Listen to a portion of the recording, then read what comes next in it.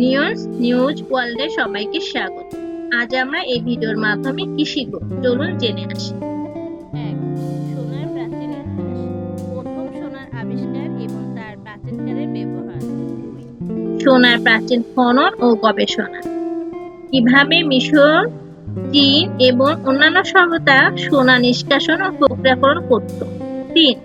সোনার প্রতি মানবকুলের মোহ। কিভাবে সোনার জন্য যুদ্ধ ও সংগ্রাম হয়েছে।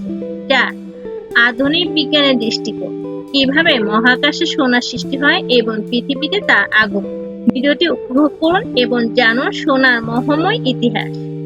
সোনার প্রতি মানবকুলের মোহ এতটাই পুরনো যে তার এক ইতিহাস রচনা হয়।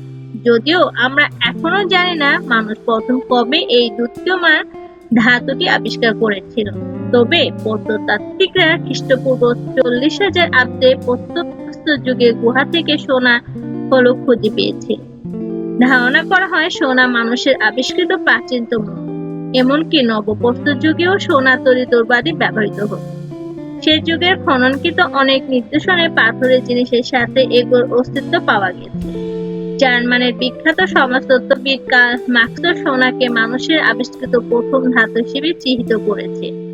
অপরিবর্তনীয় রূপ, সহজ বহনযোগ্যতা এবং চকচকে প্রকৃতির জন্য এটি অনেক আগে থেকেই অর্থের প্রধান মানদণ্ড হিসেবে ব্যবহৃত হতো। সোনার সাথে পৃথিবীর অনেক বেদনাবিধুর ও ভয়ঙ্কর কাহিনী জড়িত। সোনা অধিকারের লক্ষ্যে জাতিতে জাতিতে যুদ্ধ হয়েছে, প্রাণ হারিয়েছে অগণিত মানুষ। আবার সোনার মালিক হয়েও কেউ শান্তি পায়নি, কারণ পাওয়ার পরে এসে যেত সোনা হারানোর ভয়। যখন থেকে মানুষ সমাজবদ্ধ হতে শিখেছে এবং ধীরে ধীরে সামাজিক শ্রেণীবিভাগের সূচনা হয়েছে, তখন থেকে মানুষ খনি থেকে সোনা উত্তোলন করতে শুরু করে। তখন থেকে অলংকার তৈরিতে সোনা ব্যবহৃত হয়ে আসছে। তখন সোনা বিশুদ্ধকরণের পদ্ধতিগুলো মানুষের তেমন জানা ছিল না। এই কারণে তখন মূলত সোনা রূপার সংকর ধাতু তৈরি করা হতো, যা অ্যাজেম নামে পরিচিত। এছাড়া সোনা রূপার আরেকটি প্রাকৃতিক সংকর ধাতু বিদ্যমান ছিল, যার নাম ইলেক্ট্রো। প্রাচীনকালে সকল জাতিতে স্বর্ণের ব্যবহার ছিল। মিশরীয় সম্রাটদের দ্বারা নির্মিত পিরামিডগুলো খনন করে প্রচুর সোনার অলংকার ও জিনিসপত্র উদ্ধার করা হয়েছে। অনেককাল ধরে মিশরীয়রা সোনা নিয়ে গবেষণা করেছে। চতুর্থ থেকে ষোড়শ শতাব্দী পর্যন্ত কিমিয়াবিদরা সোনা অনুসন্ধানের আপ্রাণ চেষ্টা করেছিলেন। তাদের মূল উদ্দেশ্য ছিল পরশ পাথর অনুসন্ধান। তাদের বিশ্বাস মতে পরশ পাথরের মাধ্যমে খাঁট ধাতুকে সোনায় রূপান্তরিত করা সম্ভব। কিমিয়াবিদদের এই ধারণার পেছনে আরো কারণ ছিল। তামার খনিতে অনেকদিন লোহা পড়ে থাকলে তার ওপর তামার আস্তরণ পড়ত। কিমিয়াবিদরা মনে করেছিল লোহা তামায় রূপান্তরিত হয়েছে। এ থেকে তারা এ ধারণাও করেছিল যে অন্য ধাতুকেও এভাবে সোনায় পরিণত করা সম্ভব। তারা এক্ষেত্রে অগ্রণী ভূমিকা পালন করে। তবে এই কাজে সর্বোচ্চ উন্নতি করতে পেরেছিল মিশরীয়রা। তারা সোনা নিষ্কাশনের গুপ্তবিদ্যা জানত। মিশরীয় ঐতিহ্যের সাথে সোনার সম্পর্ক সুগভীর। এছাড়া চীন, ভারত এবং মেসোপটেমিয়ার অন্তর্গত রাজ্যগুলোতে খ্রিস্টপূর্ব 10ম শতাব্দীতেও সোনা ব্যবহৃত হতো। খ্রিস্টপূর্ব 8ম-7ম শতাব্দীতে গ্রিসে সোনার তৈরি টাকা প্রচলিত ছিল। খ্রিস্টপূর্ব 1ম শতাব্দীতে আর্মেনিয়ায় সোনার টাকা ব্যবহৃত হতো। ভারত এবং নুবিয়া অঞ্চলে উত্তর পূর্ব আফ্রিকা প্রাচীনতম সোনার খনির সন্ধান পাওয়া গেছে। কিমিয়াবিদরা ধাতু দিয়ে গবেষণায় বিশেষ প্রসার অর্জন করেছিলেন। স্বাভাবিকভাবে প্রাপ্ত লেড সালফাইডের সাথে রূপা মিশ্রিত অবস্থায় পাওয়া যায়, তাকে কখনো কখনো নিষ্কাশন করা হয়। তারা বুঝতে পেরেছে সীসার উপর রূপার সৃষ্টি হয় না, বরং অভিন্ন উপাদানগুলো বিভিন্ন অনুপাতে সংযুক্ত হয়ে সমস্ত বস্তু উৎপন্ন করে।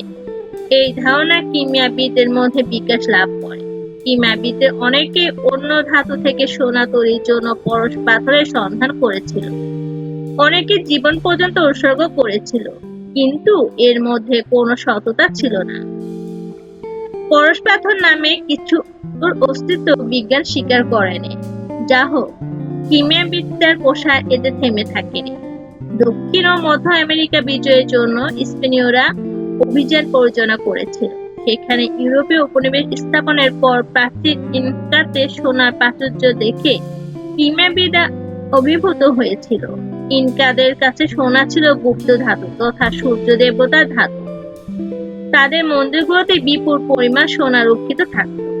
ইনকাবাসীদের মহান নেতা আটাহুয়ালপাকে তখন স্পেনীয়রা বন্দী করে তখন ইনকারা তার মুক্তিপণ হিসেবে ৬০ ঘনমিটার সোনা দেওয়ার প্রতিশ্রুতি করেছিল, যা অবিশ্বাস্য মনে হতে পারে। এতেও স্পেনীয় সেনানায়ক ফ্রান্সিসকো পিজারো তাকে মুক্তি দেয়নি, বরং পণের অপেক্ষা না করেই তাকে হত্যা করে।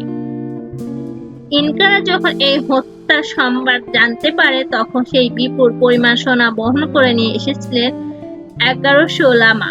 তারা সোনাগুলো অ্যাজানগারের পর্বতে লুকিয়ে রাখে, কিন্তু তারা তাদের সম্পদ বেশি দিন লুকিয়ে রাখতে পারেনি। পেরুর সবচেয়ে সমৃদ্ধ নগরী কুস্কো দখল করে স্পেনীয়রা সেখানে অনেক কিছু লুট করার পাশাপাশি সোনাও লুট করে। জ্যোতির্বিজ্ঞানীদের মতে মহাকাশে অনবরত বৃষ্টির মতো সোনার কণা ঝরছে। পৃথিবীর সব সোনা ও এ ধরনের প্রাচীন মহাজাগতিক সোনা বৃষ্টি থেকে পাওয়া।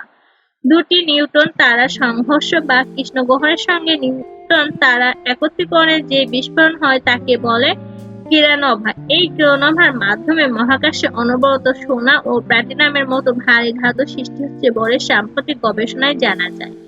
এসব ধাতু বৃষ্টির মতো ঝরে পড়ছে মহাকাশে। পৃথিবীতে যত সোনা ও প্লাটিনাম রয়েছে তা প্রাচীন একটি নিউট্রন তারা সংঘর্ষ থেকে পাওয়া যায়। ধন্যবাদ সবাইকে আমাদের সঙ্গে থাকার জন্য।